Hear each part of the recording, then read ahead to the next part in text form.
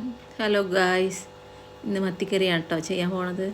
അതിലൊരു 3 സ്പൂൺ എണ്ണ ഒഴിക്കുക. എണ്ണ ഒഴിച്ചിട്ട് കടുക്, ഉലുവ,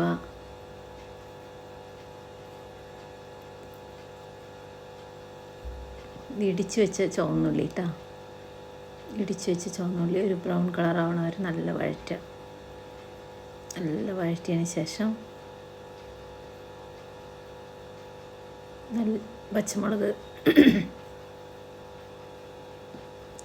നടുവ് കീറിയ പച്ചമുളക്,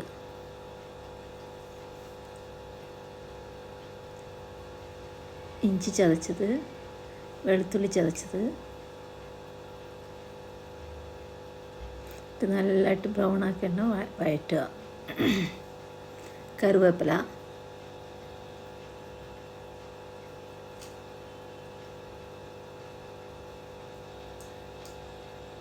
തക്കാളി ഇട്ട് വഴറ്റുക നന്നായിട്ട്. ആ ജ്യൂസ് വെളി വരുന്ന വരെ നല്ലതായിട്ട് വഴറ്റുക കേട്ടോ.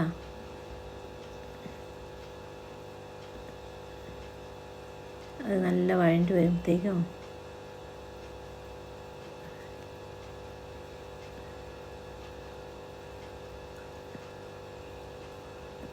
കുടംപുളി നമ്മൾ ആദ്യം ചൂടുവെള്ളത്തിൽ നല്ല കുതിർക്കാൻ വയ്ക്കുക കേട്ടോ. മല്ലിപ്പൊടി, മുളക് പൊടി എരിവിനനുസരിച്ച് എടുക്കണേ.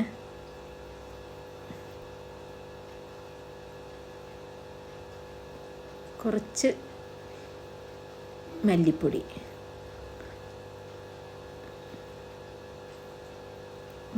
മുളക് പൊടി, മഞ്ഞൾപ്പൊടി, കുറച്ച് കുരുമുളക് പൊടി കേട്ടോ. അതെല്ലാം ചേർത്ത് നല്ല വഴറ്റുക.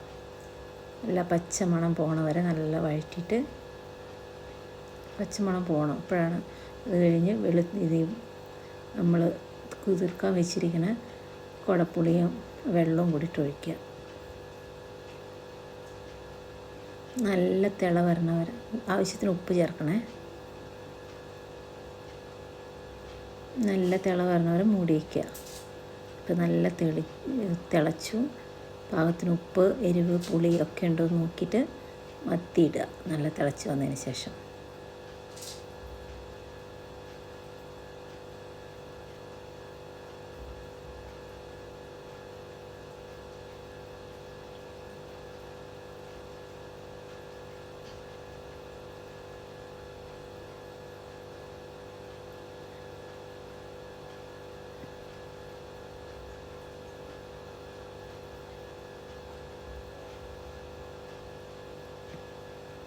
നല്ല മൂടി വയ്ക്കുക.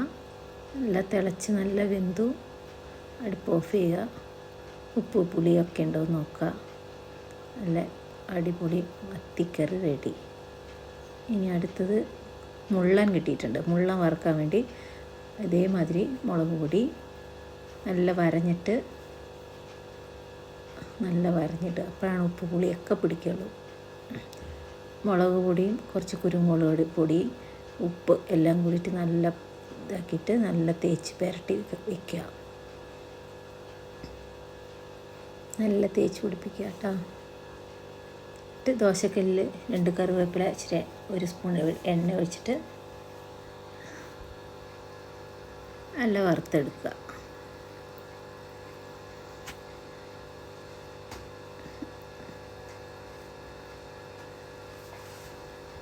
നല്ല ചൂട് ചോറ്,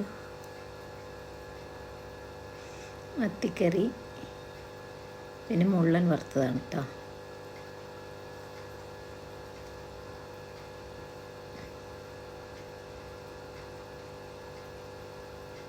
പിന്നെ വാഴയ്ക്കുപ്പേരി.